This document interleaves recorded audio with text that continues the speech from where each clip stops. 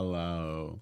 Hey, everyone. Welcome to this quick live stream that we're doing with the Growth ML team here at Weights and Biases. My name is Alex Volkov. I'm an AI Evangelist with Weights and Biases. And this is Growth ML team presents LLM Hack Quick projects. So here's a brief intro of what we're going to do today in the show. Basically, our whole team got together and brainstormed a bunch of ideas of how to introduce LLMs into different business contexts and different implementations around the company. And we all did this over a week or so back in, I won't say December. And when I say we all did this, I mean besides me, because I got really, really sick. And then since then, I just didn't catch up. But so here's my contribution to the whole thing. I'm just going to interview the folks. I'm going to talk about the projects. We presented them to the whole company. It was like 100, whatever, like 200 people in the audience, but everybody got a very brief presentation window to present them. So we all recorded like short videos. You're going to see the videos. I actually want to talk to the people who built them and learn, because the way I do things, at least in the podcast and everything, is I talk about them, I learn. And building these tools is something that happens across many companies. Many companies are trying like a little side project, maybe a little hackathon.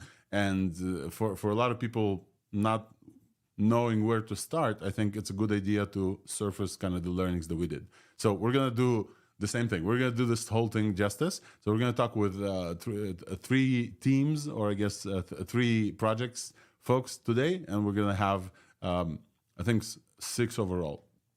Right. So at first, I want to say that everybody did such a great job, and the whole company watched it, and it was awesome. But I really want to talk to the folks who built them. So with that, I think it's enough of an introduction. I have a short video that we want to show because it's new and a cool video that I really want to kind of put live on stage. And then we're going to talk with the first project. And I guess here we go. AI teams are all asking the same question. How can we better manage our model development workflow? The path to production is increasingly complex, and it can get chaotic, keeping track of thousands of experiments and models.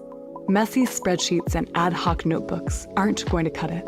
The best AI teams need a better solution and better tools. They need Weights and Biases, the AI developer platform, to unlock their productivity and achieve production ML at scale.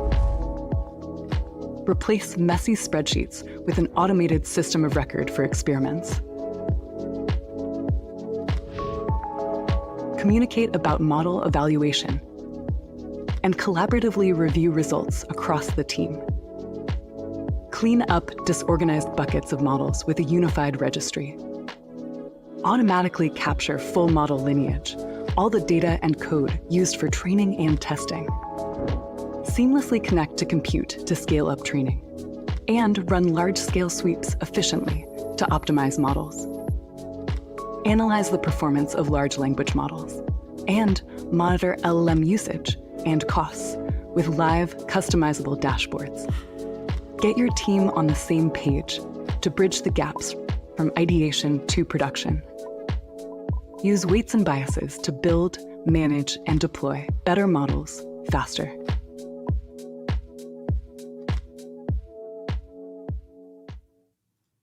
All right, first of all, how cool is this video? This is new for us, and hopefully you guys have seen this, at least from the team, but this video is just so cool, and it's voiced over professionally by one of the core members of the team. I just love this.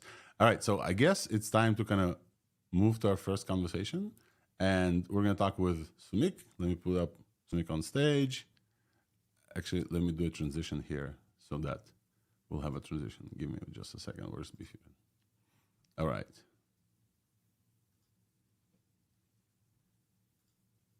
Hey, Sumik. Hey, Alex. You're up, man. How are you? I'm doing good. Good. How are you doing? I'm doing well. Welcome, man. ML engineer on the Growth ML team. And just a brief question that I'm going to probably ask everyone to break the ice. How long have you been with Weights and Biases? I have been with Weights and Biases for a little over 2 years. I joined in early 2021. It's precisely 13 January 2021.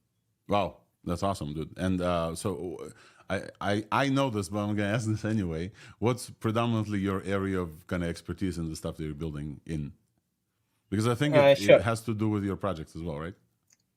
Sure. So predominantly, my area of expertise is in computer vision, but what I work on right now has to do with not just computer vision, but a lot of multimodal generative machine learning models like Stable Diffusion XL and similar kind of other models, and also multimodal other multimodal models such as Lava.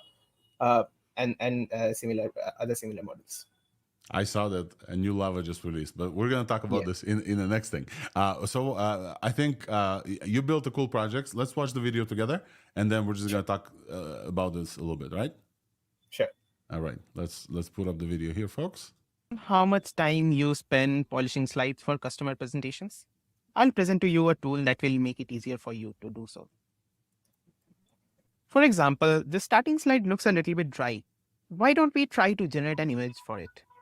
Using the features present under the B Fusion tab, you can easily generate an image from any text that's present in your presentation.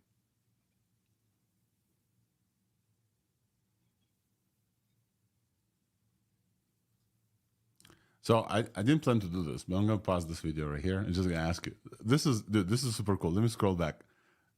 So your script, your project, you're adding this thing into Google Slide. Like, what's going on here? Can you walk me through this? Sure. So basically, what we are using here is form of technology that Google has for integrating your programming logic into Google Workspace, which is called Google App Script, which is basically slightly different version, different, I won't say version, different flavor of JavaScript, which Google supports, which allows you to program stuff like interactions and automations with your Google Workspace projects.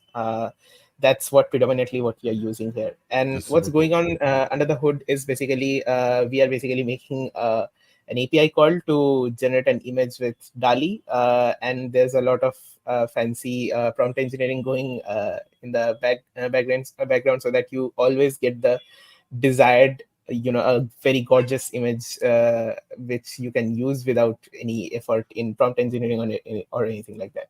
That's super cool. So the thing that I saw is that I copied the slide here, and Google actually suggests that I will copy like your slides with the script, and so I actually was able to use it by myself. That's very cool. Have you done this before, or was this like your first like a scripting thing for slides for this project? To be honest, I've actually never written JavaScript after leaving college. So yeah, this is definitely my first experience with Google App Script, and my first experience, encounter with JavaScript after a long time. And wholehearted thanks to my teammate Agata, who helped me get into this new form of programming and a new flavor of JavaScript pretty quickly. So yeah, that's kind of it. All right, let's keep watching. I want to see what happens next. So this is like you just generated a DALI image just from the slides, and what is it based on? Does it take you selected the text, correct? Like the presentation one might be. So this could work So for. what you can do is you can basically select a piece of text anywhere. You can select a text box anywhere. Apart from just generating images, Yeah, go ahead. You can even select if you do have nothing selected. What it automatically does is it asks for a prompt. It automatically asks you to prompt. But yeah, that's kind of how it works. So it has an idea of like what the user actually wants it to do, right? So if you're on a slide that talks about quarterly goals for Q2, let's say 2024, not that it's relevant to any of us very closely. So you'd be able to select this and just like generate like a bee standing and doing some stuff. Yep. That's so cool. I have to use this. All right, I have to use this. So what else does it do? Let's take a watch, and then we're going to talk about this. presentation verified by one bot automatically, and also get it corrected if the information entered in the presentation is wrong. So we're going to talk with Bharat about OneBot because I think his project is involved in improving this. But you also used OneBot behind the scenes somehow. So give us 2 sentences what OneBot is for folks who have never heard about our bot. So I wouldn't go detail into what one bot does or how it does, but what it is, it's basically a bot that's built using OpenAI technologies and its stack of APIs, which basically can answer your any question about weights and biases and its relevant documentation and products. Yeah. So if you have entered some information in a slide which you want to double check whether it's correct or not, or maybe you are creating something you're writing very technical about the product and you just want to get it cross verified, you can just get it verified by one bot. And the coolest feature is that you just don't get it verified by one bot. You can actually ask one bot to automatically correct it for you. And how in what way did you use this here? So OneBot is actually deployed on Replicate, and what we are doing internally is making some API calls to our OneBot deployment, and we are doing a lot of fancy prompt engineering, or I would say prompt engineering is pretty simple these days. So I wouldn't call it that fancy as well. But yeah, first things first, we are checking if the information is correct or not. If the information is correct, okay, go ahead, cool. But if it's not, then what you do is basically what OneBot does it automatically aligns the text that's already present in the text box to just correct it. It aligns that style of writing, that length of writing, to automatically to align with the correct information. So you actually can correct, let's say, a new go-to-market person joined Weights and Biases, and he's working on slides, but he's not very up to date with our features or how we actually talk about them. So you can, like, with one click, use the very smart AI bot that we have that answers actual customer questions, like in Yes. slides. It's super cool. Yes. It's very, very cool. Really kudos for this work. So I want to push back a little bit on the stuff that you said about fancy prompt engineering being not that fancy, because I do think that some stuff is happening behind the scenes.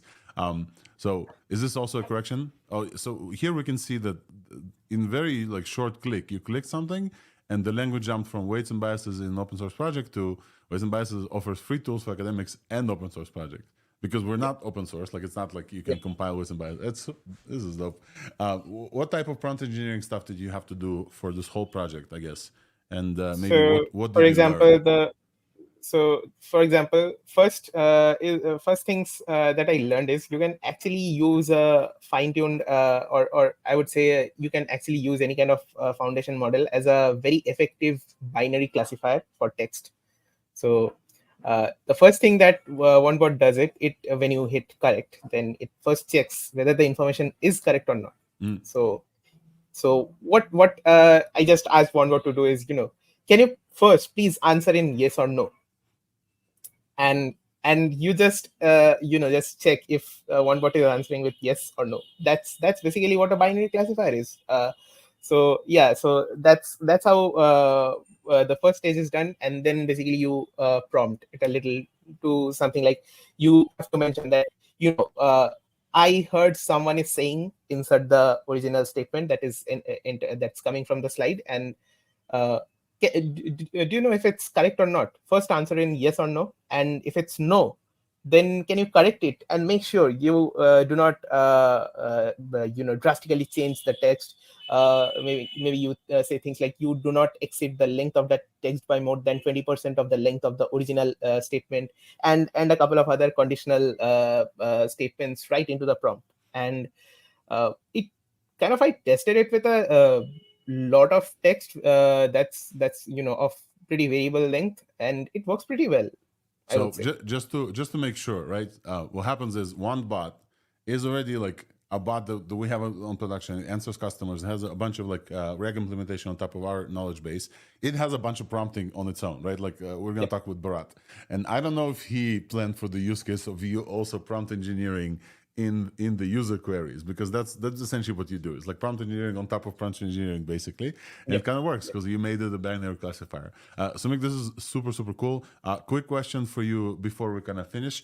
If you had to build this like from scratch starting today with all that you learned during the process, what would you do differently? Nothing, in fact. That's amazing. All right. So what do you have planned for kind of the next? What are some more ideas that you didn't have time to add in this thing? What would you like to Yeah, add if you so had I free was time?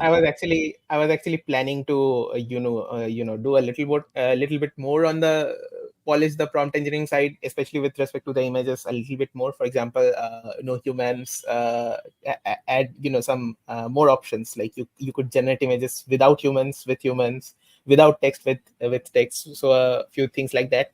And one of the more ambitious things I am actually trying to trying to figure out if it's possible or not, to actually integrate weights and biases directly with Google Workspace. Okay. Okay. Tell me more. So, for example, we use weights and biases reports to share our findings in the form of panel grids, in the form of run sets, and other infographics. We can directly, we can directly share using a report from our workspace. But what if we could have a dashboard right inside our presentation? Like, because a report is basically a long form document, in the sense you have to scroll it, so it kind of makes it a little bit awkward to present it. But if you can get a short report inserted right in the presentation itself, like, I mean, in those conferences where the researchers are presenting their cool ML findings, I mean, you could technically just show your weights and biases dashboard right inside your PowerPoint presentation, maybe. We need to get them to present their weights and biases dashboard more. All right, so Mick, this has been great. Thank you for coming up and presenting Fusion. Hopefully, many folks will use this. I really love it, dude. Thank you for the brief time that we had here. And then you mentioned Agatha, so I guess let's talk with Agatha next. Let me just present her her slide. Thank you, man. Thank you. And we're gonna probably check in with you at the end. Cheers. All right. So the next project that we have is Ed Copywriter, or Ed Copy GPT. And let's see. Right. And so I'm joined on the stage by Agatha. Hey, Agatha. Hi, Alex. Thanks for having me. So this is, thank you for coming. This is your project at Copy GPT. Let's start with just like a brief introduction, just kind of to, again, break the ice.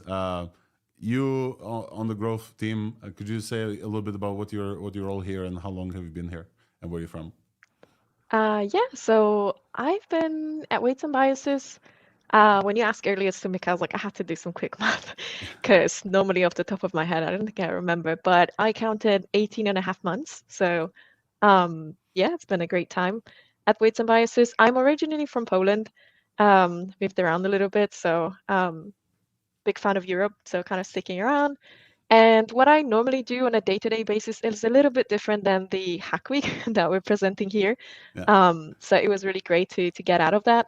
Normally I handle projects, so we have a lot of different projects at work. Obviously, some of them more internal, some of them more external. But yeah, I mean, it was really great to get into that Hack Week. Awesome. So let's get into your project.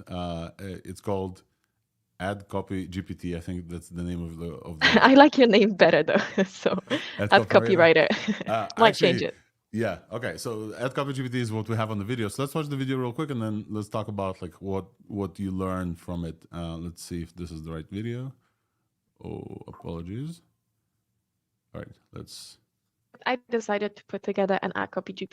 Oh, it starts immediately. Okay. Hello, I'm Agatha, and for my Hack Week project, I decided to put together an Ad Copy GPT. Here are some screenshots of messages that get sent once every 2 to 3 weeks. Our ads on Twitter and LinkedIn are bringing in a lot of leads. Therefore, the amplification team puts a lot of effort into making sure they are resonating with the intended audience. So I'm going to pause here right quick because the time that we got for videos, like I said, is very short. What are those messages? We literally, people just like ask for ideation of copywriting. Like, could you walk me through the process of what we were trying to automate here? Sure. So when you come up with an ad copy, you obviously have a very short time to hook a reader. And they obviously have quite short formats as well, which means like they really have to be on point. They really have to speak to the audience. You know how many ads you see per day when you scroll Twitter. They really have to speak to the people that we're trying to attract. And then obviously the people who are setting up those ads on our accounts, they're not really machine learning engineers, which means, even though they really know how to make a great ad, they're not always as knowledgeable, when it comes to machine learning engineer. Yeah. So very often we get involved, machine learning engineers, so Sumik, like you've spoken to, and the rest of the team, they get involved to help out, brainstorm some ideas, and really make it speak to the people that we're trying to speak to. So those are these messages that get sent sometimes. It's just basically an idea of asking like, hey, we're like partnering with this and this company, or we're announcing a new product or new feature or something like this. Like, how well do you think, how best to frame it? How can we make sure the audience understands what we're trying to say here? So yeah, that's what's happening here. So I'm fairly new on the team. I'm here for around 3 months, but I was already participant in one of those. Like I was asked, like, hey, for this thing, what copy would you write? And I'm gonna tell you a secret. I went straight to ChatGPT and asked it. I think the benefit there is that I probably like would know a little bit more about if it gives correct output from my experience. So I guess like that's what we're automating. Let's keep watching and see which are often ML what you come up with. practitioners or executives. If we do not have a previous campaign, we can reuse and improve. And without using ChatGPT, the process goes as follows.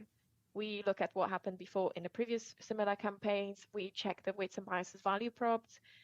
We check what needs to be, what format do they need to be for LinkedIn and Twitter. And then we brainstorm either on Slack or a meeting.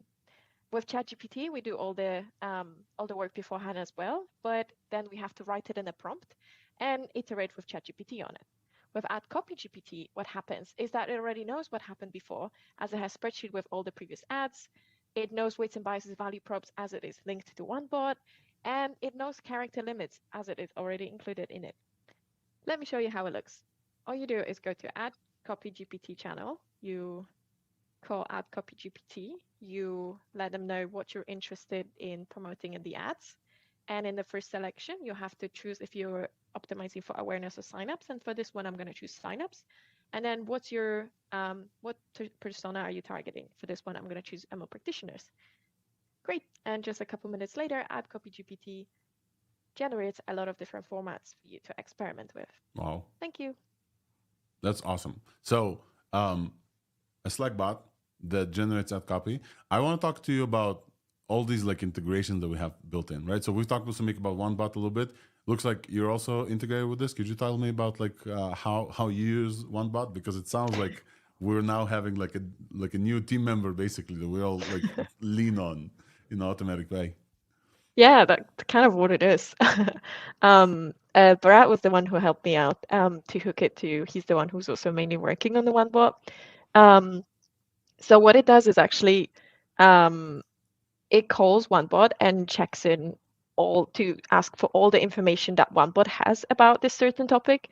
It kind of tries to replace that MLE knowledge or like the weights and biases props knowledge, because we're calling OpenAI, but obviously OpenAI is aware of weights and biases, but is probably not aware of every bit and pieces. And OneBot is connected to documentation, which is very interesting because in the ads, quite often like snippets of code do really well. So actually having OneBot feed us some code, feed us some features, it works out really great actually. So OneBot is a big integral part of that process actually. Awesome. And let's talk about the spreadsheet with the previous ads. Can you talk about like technically how it's like connected, where the whole thing sits, like where the code runs? How do you just like plug in the spreadsheet? Can you talk about this? Sure. So it all runs on Replit. So what we have there is the spreadsheet that I mentioned here is basically a CSV file of all of the previous campaigns and how well they did, like click-throughs or like the budget that was spent on it, or any like different values that help us indicate if it was a successful or not a successful campaign.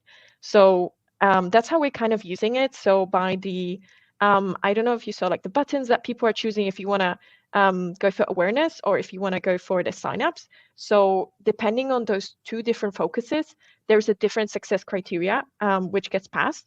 And then depending on that success criteria, from that spreadsheet, we will take different examples to feed to the Ad Copy GPT.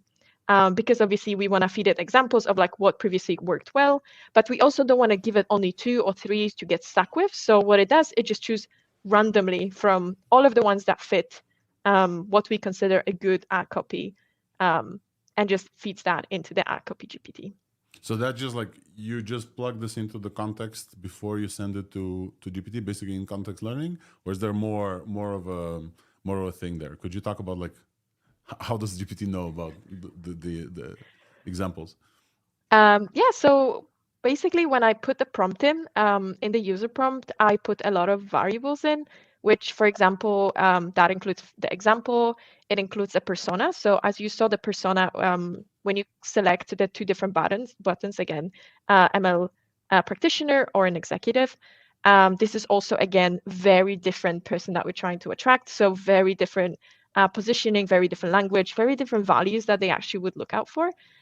So for example, when it comes to the persona, again, we have that kind of like a placeholder that gets filled in depending on what get pressed here. So if someone presses ML practitioner, in the prompt, it says the ad you're creating for is for, and then there is like the persona value being passed in, and then that also includes an example of what actually resonates with ML practitioners, the language that should be used, what should not be said. So like all of this. So the actual prompt is quite short, but it has a lot of gaps that get filled in as you actually go through this whole process and call all of these, call OneBot, check out the spreadsheet. And the system prompt is actually huge on its own. Yeah. So give us a little bit of like an insight that you've learned about prompting after working on this and kind of delivering and seeing how it works. So I feel like focusing on your goal. So like here I was focusing on ads. It's really cool, and like thinking ChatGPT is like OpenAI generally like is super smart, but like I didn't think at the beginning to teach it what a good ad is. I thought about like teaching it what an MLE would look like, or like what they would be targeting. But actually my last step was including like a huge ass list of, what a good ad looks like, like follow these steps when creating an ad, like this is the good ad, this is bad ad, because I was so focused on like that use case in which I was trying to use it. I didn't think about giving it basics. So that was probably my thing. And like probably starting small is something that I started with. It's something that I learned from Jonathan. He did one of our courses at Weights and Biases. So it was really great. Like that his words really stuck with me, like start small and build up. And that really worked well, like having something working and then just building on top of that was really, really helpful. I think for folks who watch this, this plug is definitely needed. We have a bunch of courses. They're all for free.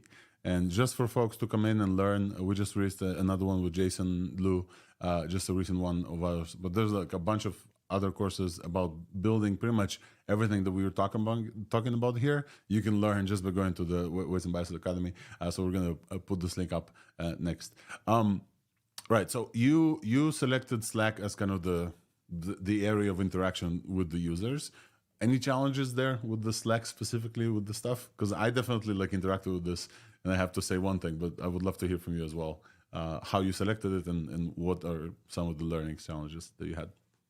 Mm-hmm. So I think we went for Slack just because it was the easiest way to kind of get in front of people. We don't want to create another page, another thing.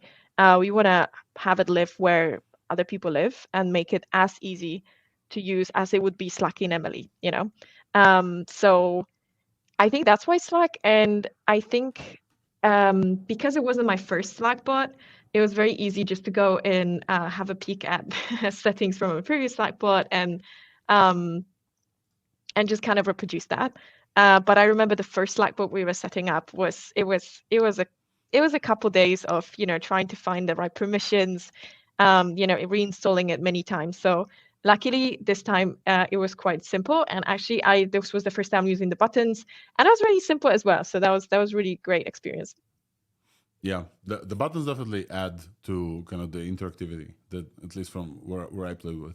I feel that Slack's UI is a little bit lacking because the buttons kind of stay there after you clicked, and one of them has like a little progress bar. But definitely I play with it. It's super cool. Did you get any comments from the team after you presented this? Did folks use this? What did they say? Did you have to change the prompt after some users? Could you talk about like how it was accepted? So we had some people checking it out.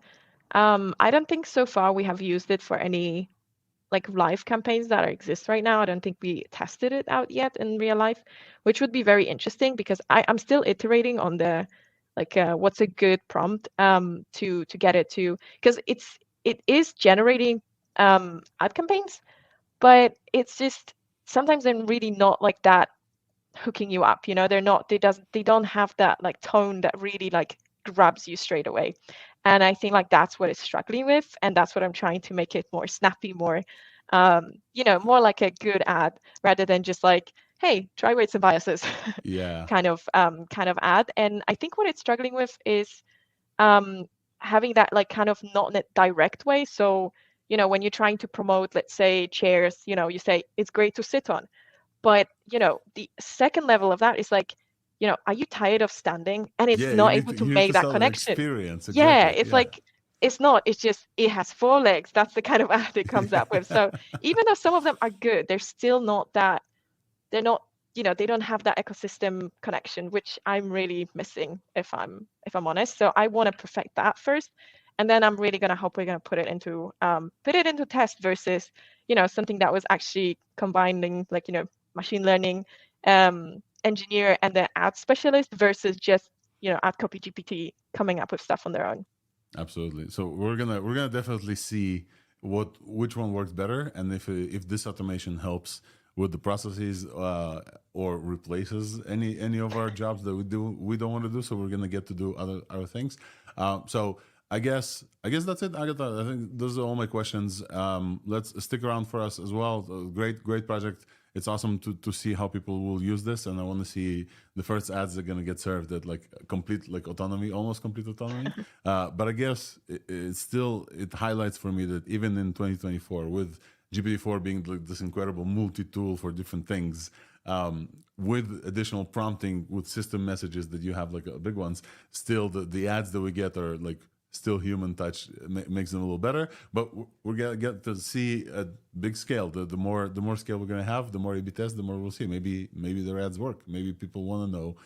Maybe people want to buy a chair with 4 legs. All right, thank you, Agatha. Thank you. Thanks, And we're Alex. gonna move to our next two folks, and then let me just present this real quick.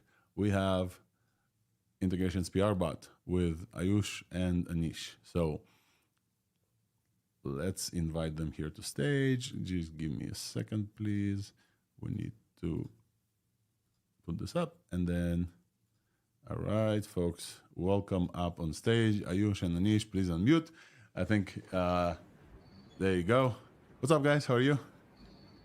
Doing well. Doing well too. All right, so I'm gonna do, because there's 2 of you, so I'm gonna just like point at one of you and then ask a question, then to the other one. So Ayush, you joining us from where and how long have you been here? Just for a brief intro to the team. Yeah, I am joining from Kolkata, and I officially joined WanDB back in 2020, 10th August 2020. So it's almost over 3.5 years now. Wow. Yeah. But I have been unofficially been working, I mean, associated with WanDB for 4 years now. Wow. And so yeah, that's a long what's time. like the main area of what you're working on the team? Yeah, like initially, like mostly I have contributed, or like I kind of feel comfortable working with computer vision based problem statements. But past 1.5 years, I would say I've mostly focused towards LLMs, learning, trying to understand the concepts there, and try. And actually, having said that, I mean the main idea for learning LLMs is so that I can bring in the ideas from LLM to computer vision and see like the whole multimodality being on rise. So I think that's gonna help. Yeah, so 2024 is definitely the year of multimodality, so we need more of That's this. true. Let's move to Anish. Anish, hey. Hey, Alex. What's up, man? How are you? Doing well, doing a lot better. Awesome. Got over the sickness like you did from that took you away from the hackathon. So we got sick together, and then we didn't deliver on this like one project. But you joined Ayush in this project as well. But just a brief like intro from you, please, and what are you working on, and what are you doing here, and how long? Yeah, sure. Yeah, I'll do some quick math in the background. Yes, I see. So I've been here 2 years and 4 months. And I think from like a background perspective, I'm more closer to actually like the MLOps side. I worked in different companies doing more like machine learning that makes sense for whatever they're trying to solve for, and then taking those problems and actually making sure that people can use them. So I love tools. So tools like weights and biases, I think, are like great enhancements to everyone's workflow. Absolutely. And so, all right, so let's watch your video, folks, and then we're going to talk about this because I feel that you guys didn't get enough of time to explain everything you built, and let's get into it. Imagine if an LLM-powered application could automatically fix simple GitHub issues through an auto-generated GitHub PR. In this Hack Week project, we have built 2 Slack apps to achieve the same. They are Integrations PR Bot and Docodile PR Bot. To avoid reinventing the wheel for this project, we relied upon a tool called sweep.dev for prototyping. Sweep.dev is a RAG pipeline that plans the code modifications, makes the modifications, and raises a PR. So this is a little bit fast. So and I think I'm with the subtitles that I've added, it's a little confusing. So sweep.dev, Ayush, correct? Have you used this tool Yes. before? Could you give like a brief, like 1 minute of what sweep does? Because you mentioned here, but I just want to hear from you. Yeah, for sure. So the idea for this bot was basically that, say a user that's using one of our integration. So like weights and biases is integrated with a lot of frameworks, be it PyTorch Lightning or Hugging Face or Keras or whatnot. So say a user raises a simple bug as an issue, then many times we might not find the exact, like a good amount of time to go in and actually fix that issue and raise a PR to do so, right? Sometimes it would be great if an LLM-based tool, in this case sweep.dev, can take in the issue and generate a pull request automatically, and then we can go in and review the pull request, right? And that way, the time that we are going to be taking to understand the issue and plan out what are the different changes to be made to fix the issue, that are being taken care by an automatic tool. Again, how accurate it is, that's a different question altogether, right? But sweep.dev is basically doing like taking in the issue and then generating a pull request to solve that issue. That's what sweep.dev is doing. So that's an existing tool. So let's keep watching and see how the integration happens. We use the integrations alert channel to keep track of issues raised by the users of various integrations maintained by the growth team. So I just want to like pause here for folks who don't know. Weights and biases is integrated, I want to say, like between 20,000 and 30,000 different scripts and collabs and pretty much everything under the sun. Like we have an integration with that's super simple to just plug in our key and then start seeing results, right? So could you give like some examples of the more highest like known ones so people will know that like we're everywhere? Yeah, sure. Hugging Face Trainer is a prime example. We have PyTorch Lightning. If you are still if you're using Keras, then we have callbacks for Keras. Then we have this diffusers library, and we have integration for that. And there are other smaller libraries for very niche use cases. We also cover integrations in like from different labs like OpenMM Lab, right, and MonAI. So we cover those as well. So be it a small be it a framework that's been used massively or a very small framework that has a very niche community, we kind of have integration or a way to log results to weights and biases for all of these repositories. And so like many of those are open source on GitHub. Many of those we wrote Yes. the integrations. The authors of them wrote the integration for us, right? But many of those we wrote the integration, then their code base keeps moving. They're building additional features, they're creating new things, and then suddenly things break. And that's where this essentially comes in, correct? Like we get a ping on our Slack, and then what happens next? Let's watch and then let's talk about this. The integration PR bot uses a bug emoji reaction to trigger a chain of events. We copy the So I think the subtitles are hovering, like hiding the cool thing here, right? There's a little bug emoji reaction in Slack that starts this whole thread. So you go in there, you or somebody else, and just like say, hey, this is like a bug we need to solve, right? That's the interface? Okay. trigger a chain of events. Yep. We copy the issue's content, use OpenAI GPT-4 to develop a feasible solution, and generate the new issue in a fork of the target repository. Okay, so I want to talk about this because this is a wall of text. You highlighted like 3 sections. Talk me through what happens here. Yeah, so yeah, as the video said, the chain of events start with that bug emoji reaction, right? So in the integrations alert channel that we have in our 1DB workspace, we get all these issues regarding our integration. So as a human, we can go in and see, okay, this integration might require a simple pull request and it can be fixed, right? So we can select that by going through the issue, like just skimming through the issue, and when we are okay, like when we feel that yeah, it can be fixed automatically to some degree, we do the like we put the bug emoji reaction.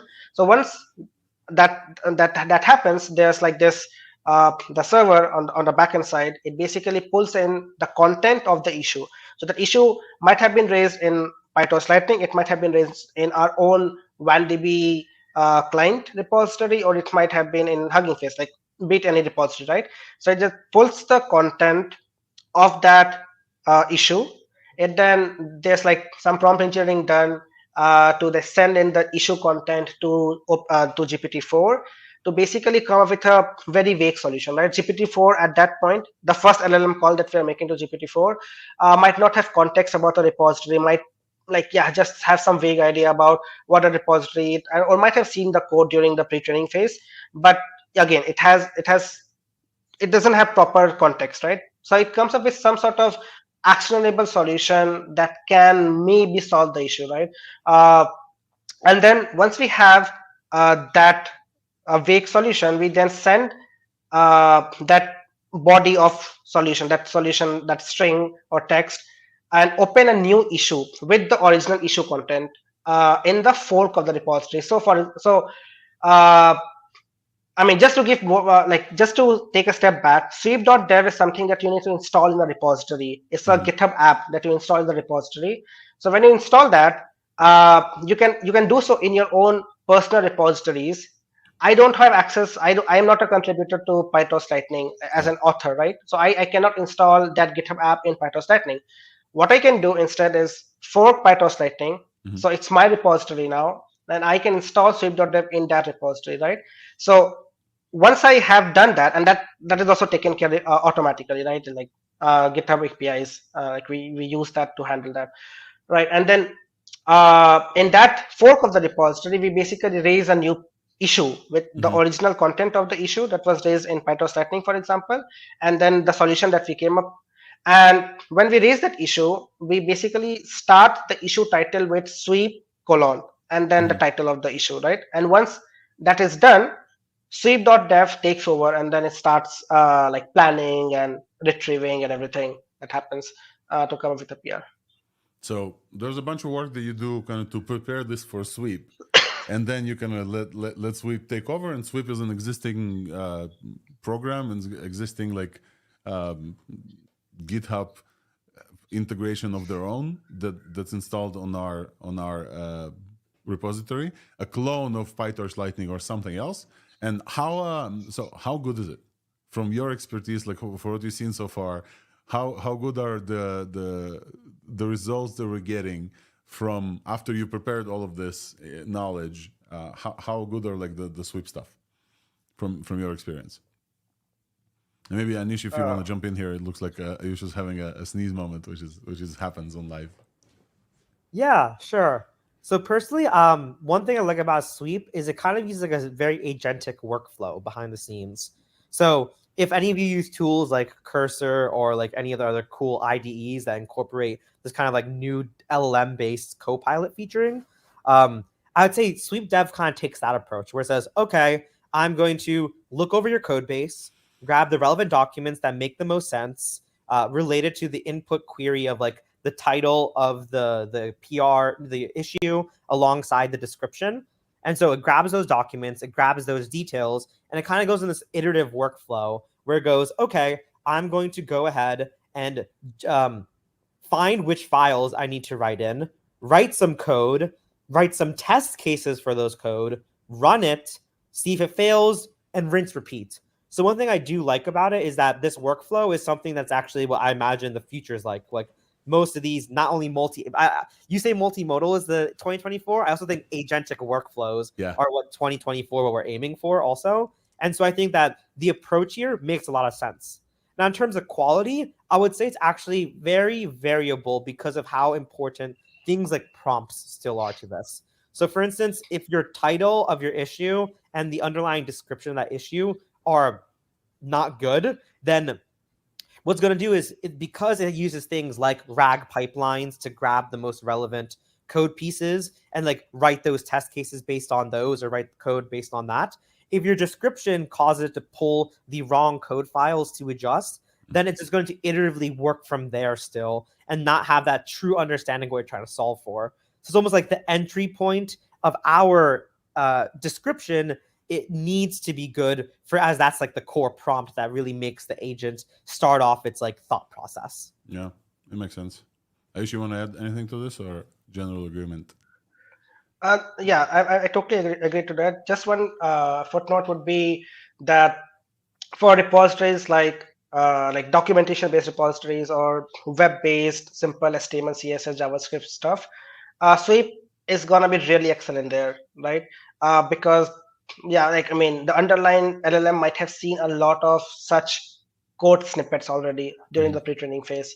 For new niche stuffs like something like PyTorch Lightning is a complicated piece of software, right? There's so much going on. There's so much advanced techniques that's been implemented in a repository like PyTorch Lightning. Sweep might not be able to come up with the best solution. Having said that, Sweep it's not. I mean, just job of Sweep is not just to come up with the PR. After the PR is there, you can go in and review the code, right? Whatever the Sweep came up with, and you can give a comment like Sweep : and your comment, and then Sweep will incorporate those comments as well, and it will keep on iterating. It's not like it came up with a PR and it's done, right? It will wait for the reviewer to review the pull request, and you can put in comments, you can put in reviews, and it will add those things into the PR. That's super cool. And so that's what. Yeah, so you can kind of go back and forth with Sweep and work out the problem. So you can keep iterating, and this is what we see here on the right, and so on the left, sorry, right. This is the kind of the description, and then on the right you get a notification in Slack. Whoever opened this, like, hey Ayush, thanks for using irrigations bot. Here's the generated issue, and then you go there and you actually start using it. Let's keep watching. We have like a little bit of you this in left. the Slack thread.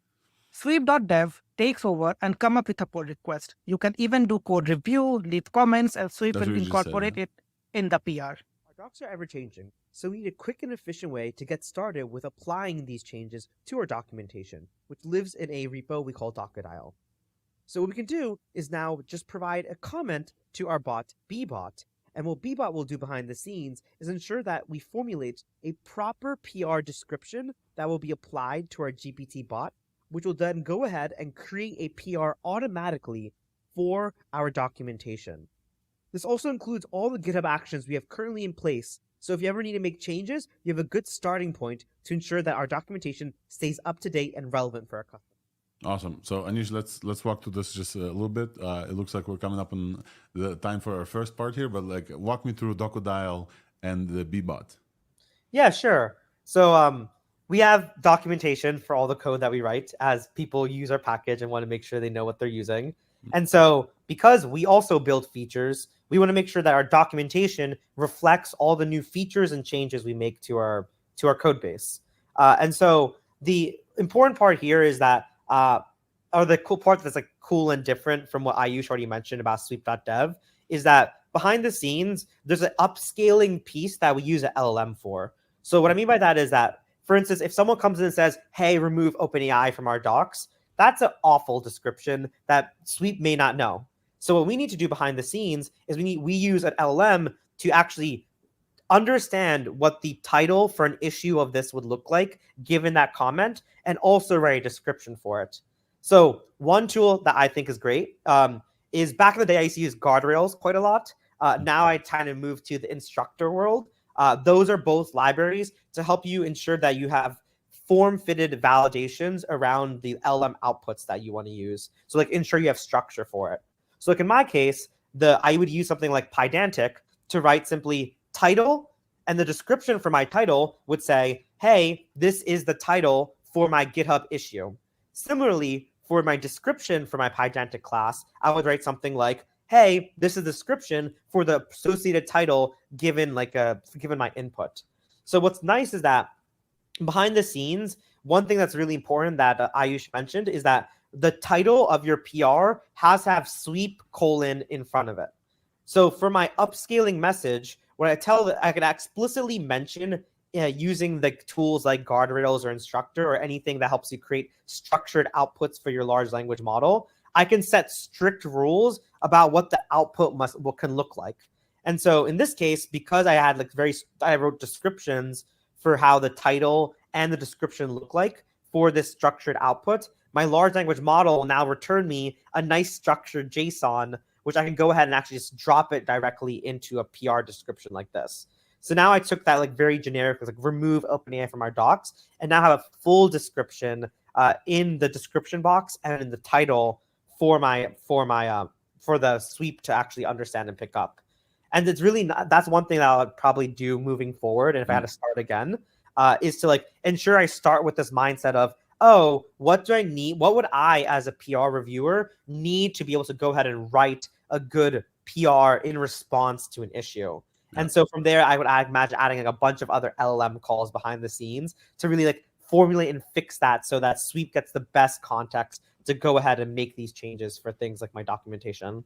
Awesome. So a few things here to shout out. First of all, w1b.courses is where you go to find our new course with the guy, the author of Instructor Library that you just mentioned, Jason, which is super cool. He takes us through why it's very important to structure outputs as well. And then I think it's just the first part. The second part was going to be about weights and biases in instrumentation. And I think it's interesting, folks, that I'm noticing a pattern here in most of the projects, if not all of them, right? So Agatha used also access to OneBot, and then Sumik used OneBot to classify A/B, etc. You guys are using LLMs and Sweep.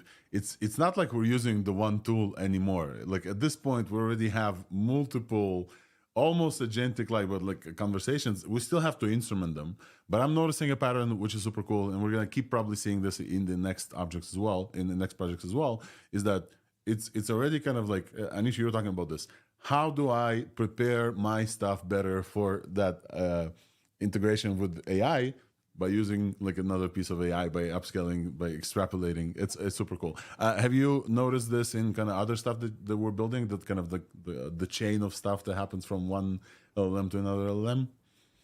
Yeah, personally, I think that workflows are really where LLMs shine. So it's not like you mentioned, it's you're usually using an LLM to plug it into more LLM-based workflows. And then it's almost like now LLMs are kind of our semantic layer for us to just use natural language to describe how you want to connect all these different cool tools together.